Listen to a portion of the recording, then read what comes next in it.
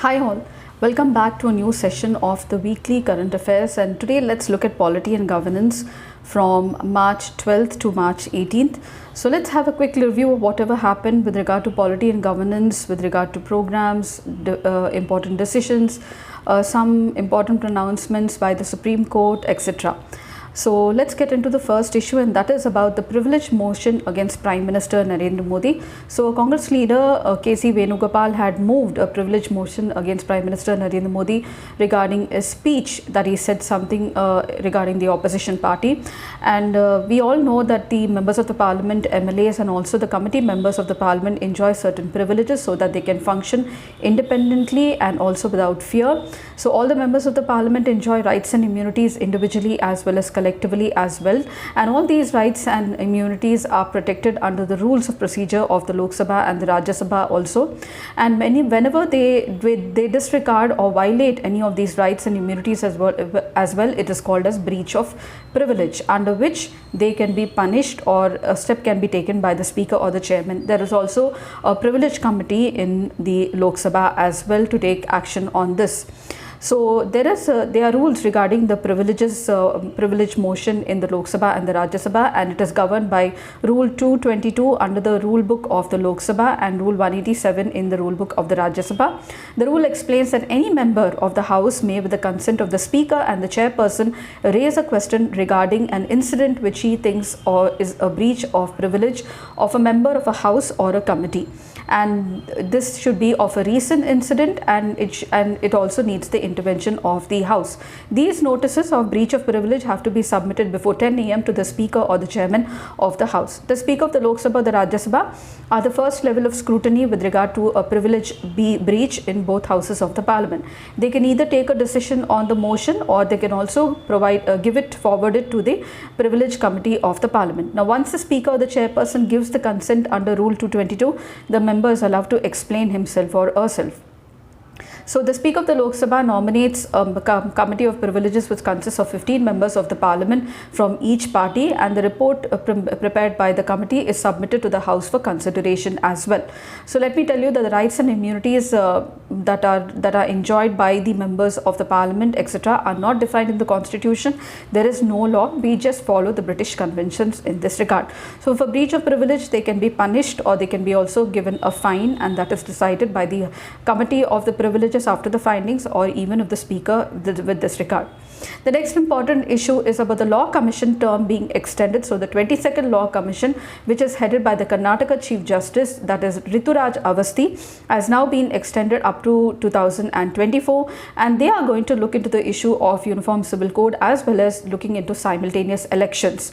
So the Commission is also currently looking in significant issues like Uniform Civil Code. Now let me tell you, so there was a mention that they are going to look into the issue of simultaneous elections. Let's look at what simultaneous election means and what is it all about. So why is this debate of simultaneous elections to both the Parliament and the state legislative assemblies actually being called for? So for now, we have different states going to elections very differently. So recently we had Meghalaya, Tripura, as of recent we also had Punjab, etc.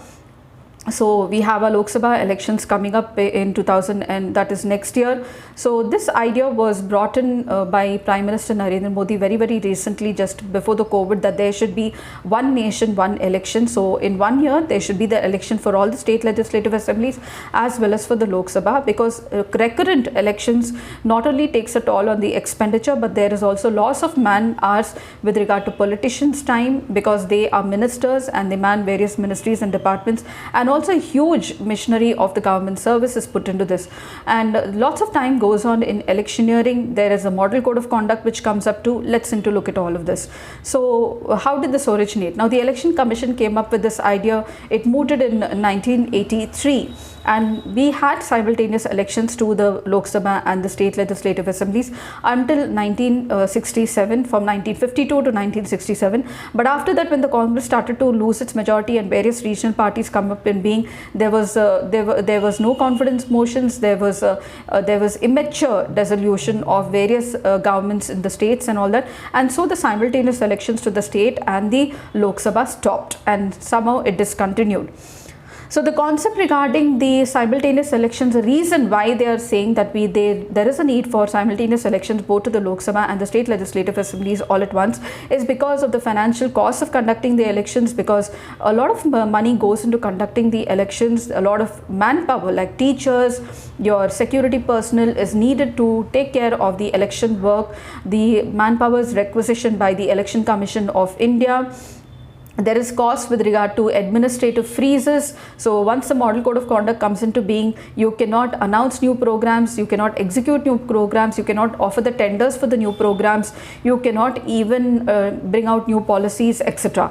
Because there's a model code of conduct, and so when the elections are in the coming near future, so the model code of conduct says that you cannot announce or give any new program. So these has economic costs, and it puts a stop on the administration in one way or the other. And there is also time overruns. With that comes cost overruns as well. So it has its huge cost on administration as well.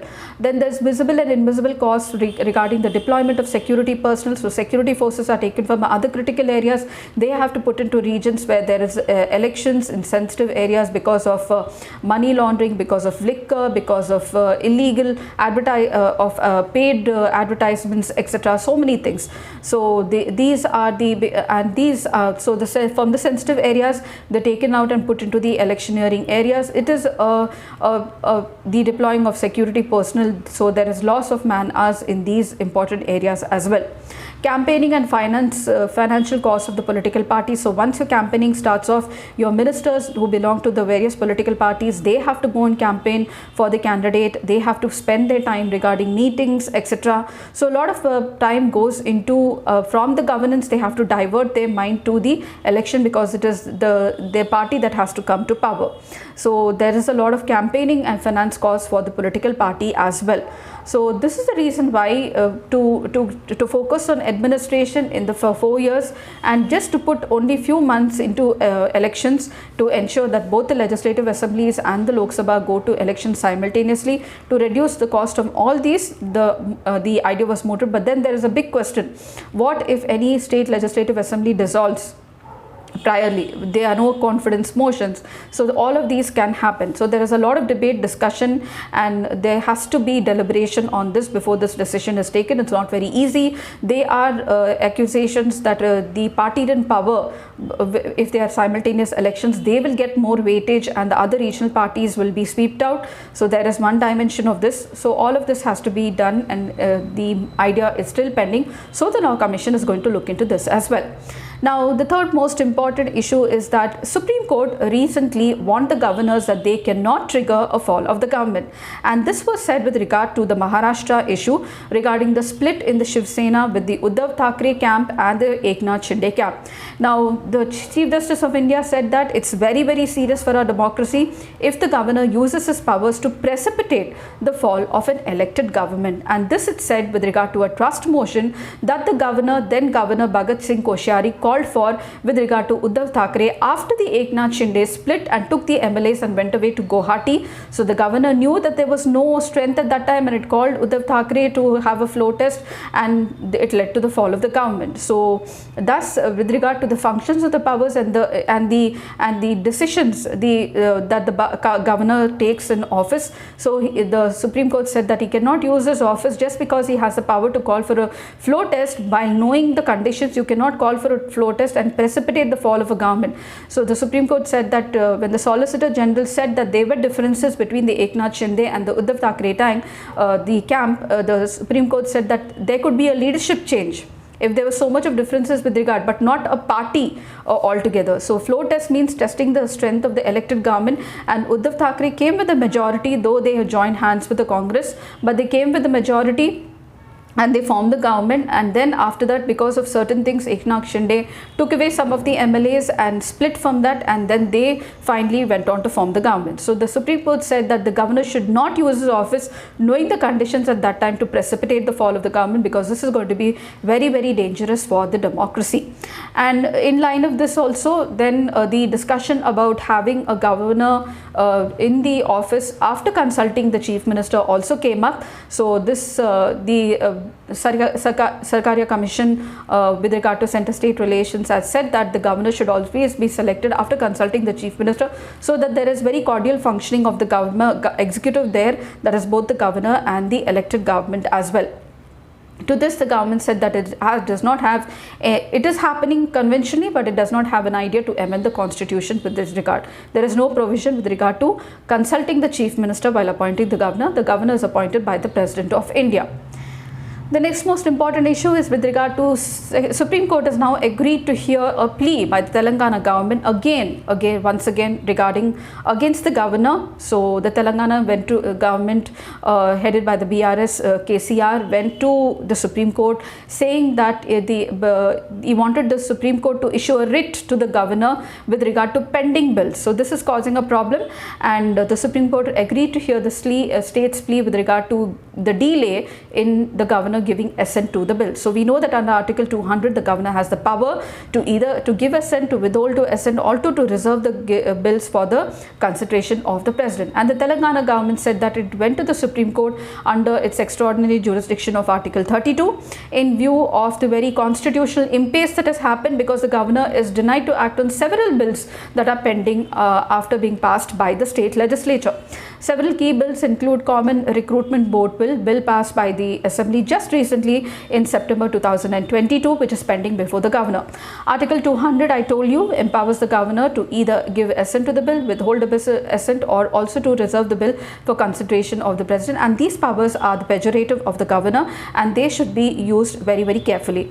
So they accuse the governor of the sitting on the bill wantedly, so purposely sitting on the bill for such long periods of time. And the Supreme Court sought a response on the issue by the centre, and it said that it would follow the convention of asking a response from the centre with anything regarding the governor.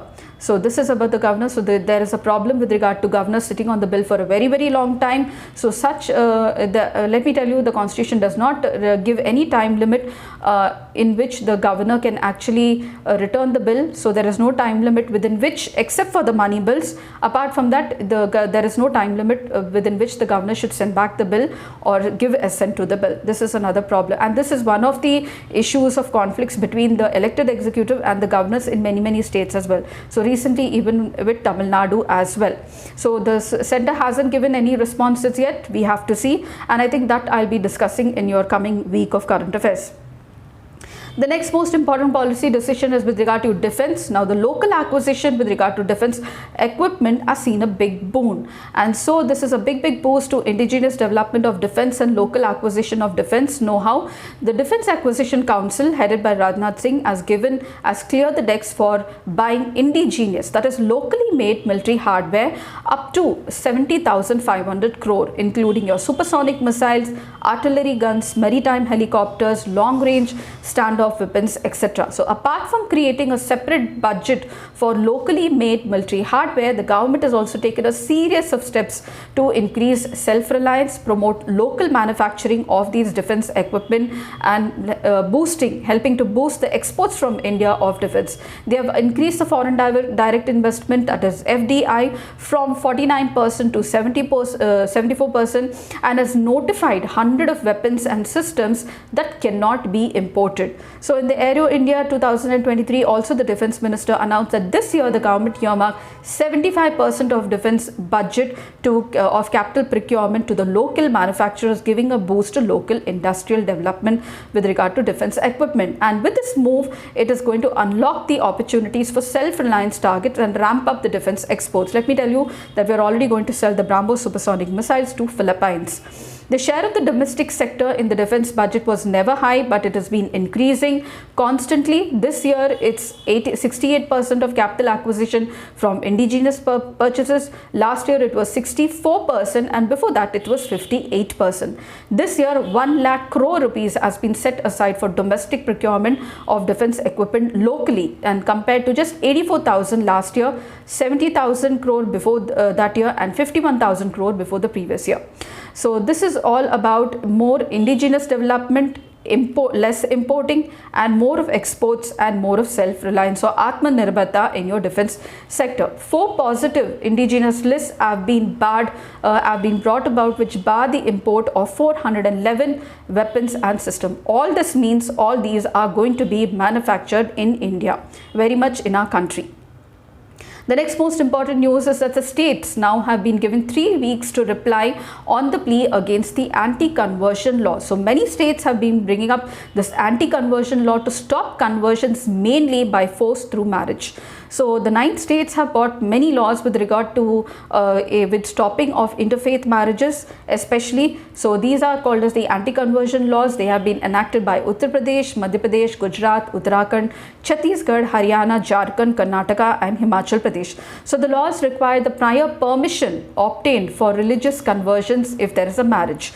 And since 2017, the states have either passed new laws to target conversion because of marriage, that is anti-conversion laws, or also updated the existing ones to include a provision of conversion because of marriage. Now the new version of laws put in a place of stricter punishment and new grounds for restricting conversion by marriage. So when a person adopts another faith just because of a marriage, this is going to be termed as forcibly conversion, and this is not allowed. So they have to take the permission of a district magistrate before conversion just because of a marriage. So this is one of the important provisions, and there was a plea against the anti-conversion law, and so the states have been given time to reply. There has been the court hasn't got any reply.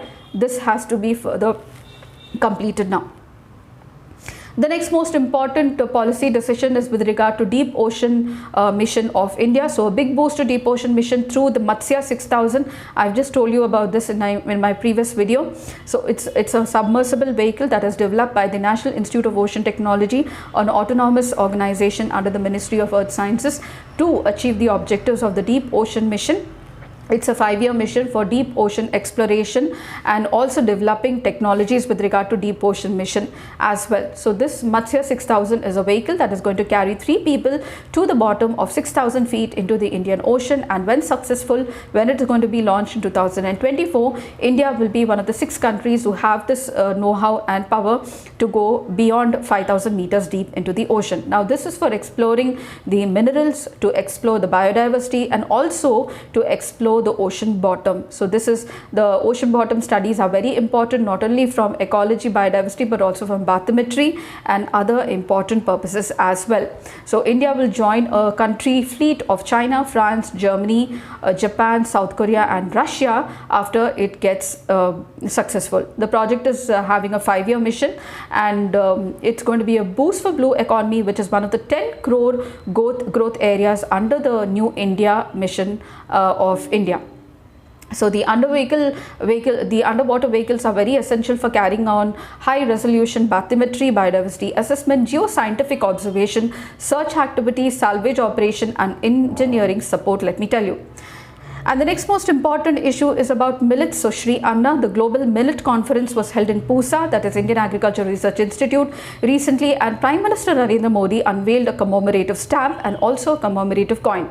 Now he also launched a digital compendium of Indian millet startups and also a book of millet standards. He also declared the Indian Institute of Millet Research of ICAR as a global center of excellence for millets. The 2-day conference will have sessions related to millets or Sri Anna, like promotion and awareness of millets among the producers, consumers and various stakeholders, millets value chain development, health and nutritional benefits of millets, market linkages and research and development. Let me tell you, in India 2.5 small farmers are involved in the production of millets, and the India Millet Mission is going to be a big boost to the farmers of this country, because millets is being touted as a food security, especially in the time of climate change, and also a superpower food.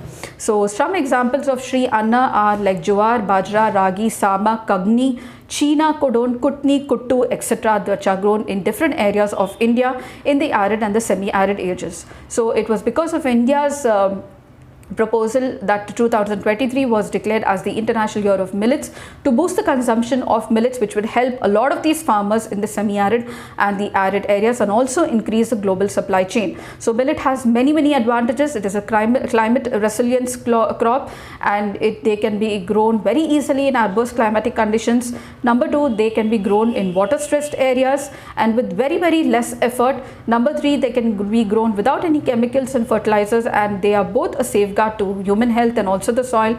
Number 4, they naturally trap the nitrogen, and number 5, they are super nutritious as well.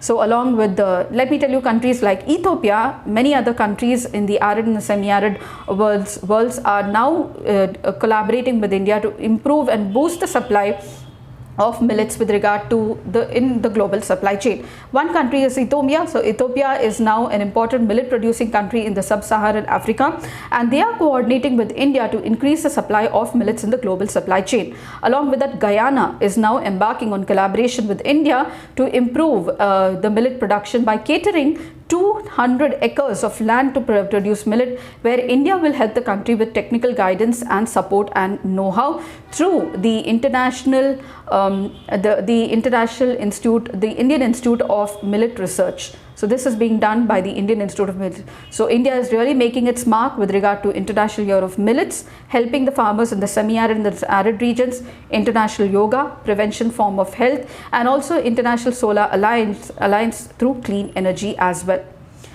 The next and most important issue which recently came up to the surface was once again with regard to free speech and also right access to information is about the net neutrality debate. So in 2022, recently the Cellular Operators Association of India, which includes your cartels such as the Bharti Airtel, Vodafone, Idea, Reliance, etc., the 3 major telecom operator providers in India, has been demanding that platforms like YouTube, WhatsApp pay them a share of the revenue because they use the network that they provide. So the companies pay for the network that they acquire, but these platforms use the network.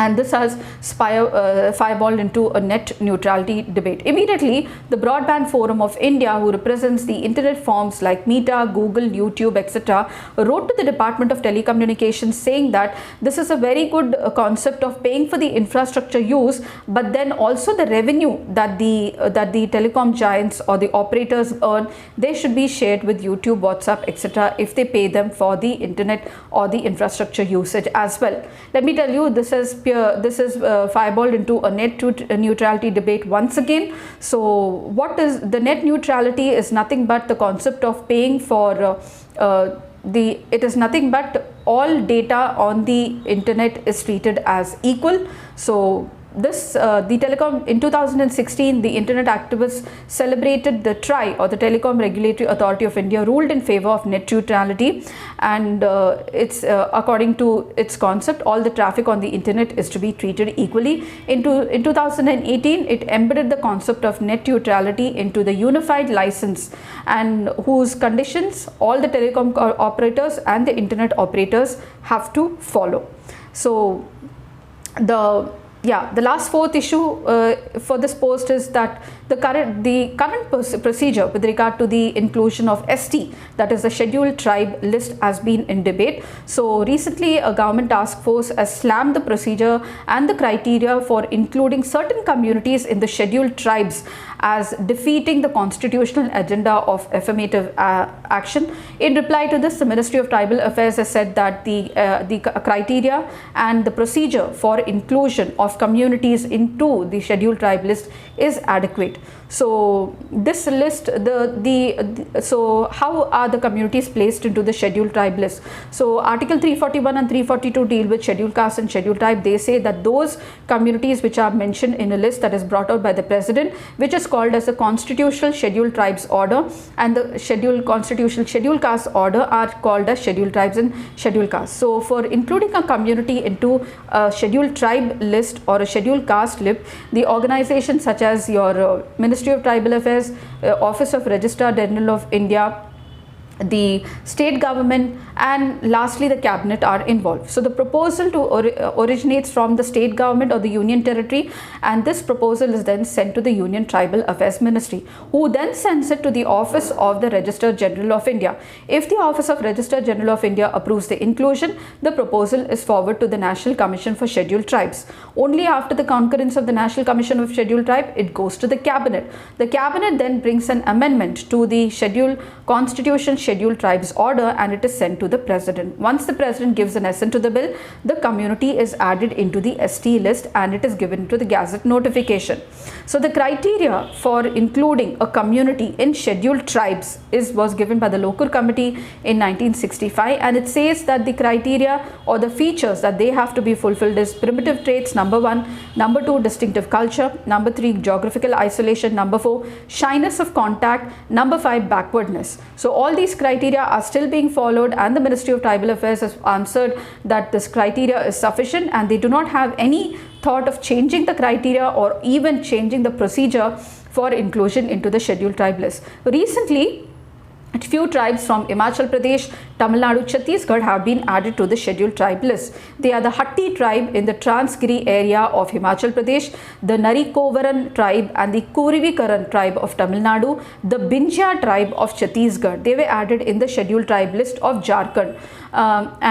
There are other communities who are also the 5 subcategories of Gond community, that is the Durya, Naik, Oja, Patari and the Ranj Gond have been also added into the scheduled tribe list from the scheduled caste list. There are certain 6 tribal communities who are demanding the scheduled tribe list inclusion, but they have not been included in the scheduled tribe list. That is because of a certain delay, and these communities are from Assam. They are the Adivasis, the Chattiya, the Koch Rajabonshi, the Matak, Moran and the Thai Ahom. So this is about the scheduled tribe list. This is the criteria with the scheduled tribe list on how they are included and what communities are still delayed and they are demanding for inclusion. What are the communities that were recently included as well. So scheduled tribes, according to 2011 census, we have 705 ethnic groups as scheduled tribes, and these are included in the Constitution Scheduled Tribes Order of 1950 under Article 342. 10 crore Indians are notified as scheduled tribes and 1.4 crore live in urban areas. The STs constitute 8.6% of the population. So this is about the scheduled tribe information, and the Ministry of Tribal Affairs takes care of the policies and programs with regard to scheduled tribes. Something very important to scheduled tribes is the Ekalavya schools. So recently there was in the budget that there would be a large scale employment regard to teachers for Ekalavya schools, and so 8,800 teachers are going to be hired for these Ekalavya model residential schools to give a boost to the ST children education.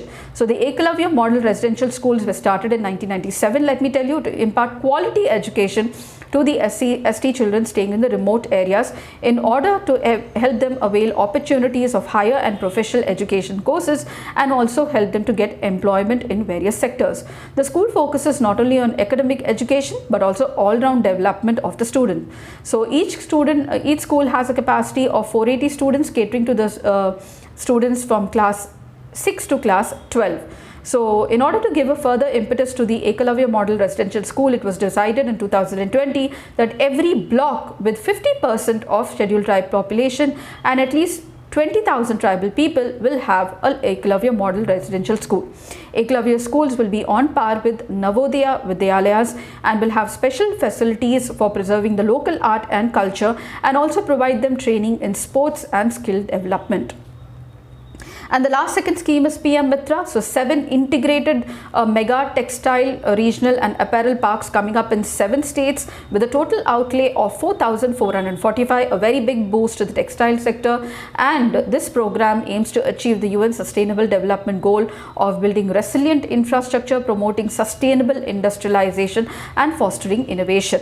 So PM Mitra parks will have world-class infrastructure and would attract cutting-edge technology and FDI and local investment in the textile sector. The PM Mitra scheme is inspired by the 5F vision of Prime Minister Narendra Modi, that is farm to fiber, fiber to factory, factory to fashion and fashion to foreign. So this aspires to fulfill the vision of Atmanirbharta with regard to global, with regard to textile industry of India, and also to make India a prominent location in the global textile map. So the PM Mitra Parks will offer opportunities to integrated textile value chain development right from your spinning, weaving, processing, etc. to garment manufacturing at just one location. The integrated value textile chain at one location will reduce the logistic cost of the industry. It is intended to generate 1 lakh direct and 2 lakh indirect employment per park. The sites for the PM Mitra will be selected on the objective criteria based method. So states that as Tamil Nadu, Punjab, Odisha, Andhra Pradesh, Gujarat, Rajasthan, Assam, Karnataka, Madhya Pradesh, Telangana have expressed interest, and 7 states like Telangana, Tamil Nadu, Uttar Pradesh, Madhya Pradesh, Maharashtra have been selected for the project. Now, the last important issue is that the centre may consult the CM on governor's appointment. So this was a question posed to the in the Rajya Sabha with regard to the Home Minister, and in a written reply to the question by John Bitras, a CPIM MP, whether the government would consider the proposal of giving effect to Sarkaria Commission report, the state Minister of State in a written reply said that the government is already following the practice of consultation of the state chief minister with regard to appointment of the governor, and there is no need for amending any article with regard to this. So let me tell you that the governor of the state is appointed by the president for a term of 5 years, and he holds office during the pleasure of the president. There is nowhere in the constitution which says that the CM has to be consulted, but this is done on the basis of a convention just to ensure good and cordial relations between the governor and the CM. Now, only citizens who are 35 years of age above are eligible to be appointed as the governor, and the executive power of the state is vested in the governor under Article 153, 44, 154 as well. In the Sarkaria Commission was set up in 1983 with regard to center-state relationship, and it gave a slew of recommendations with regard to various areas of center-state relation, one important being the governor of the state, because it is the most criticized office as it's appointed by the president, and usually we have the party in power sending their people to various states as governors. So the recommendation with regard to appointment of the governor, let's see what does the Sarkaria Commission say. It said that the person should be an eminent person, he should be a person from outside the state, he should not have participated in active politics at least for some time before his appointment, he should be a detached person and not too intimately connected with the local politics, he should be appointed in consultation with the chief minister of the state, Vice President of India and the Speaker of the Lok Sabha, and his tenure must be guaranteed and should not be disturbed except for extremely compelling reasons. And after demitting office, the person appointed as a governor should not be eligible for any other appointment or office of profit under the union or the state government except for a second term as a governor or a Vice President of India or the President of India. And at the end of this tenure, the reasonable post-retirement benefits should be provided to the person. So this is all about your polity and governance affairs with regard to the week from March 12th to March 18th, and I hope this was really helpful to you all. So if you did, like, share, subscribe, and please don't forget to comment, and I shall see you. Until then, happy learning.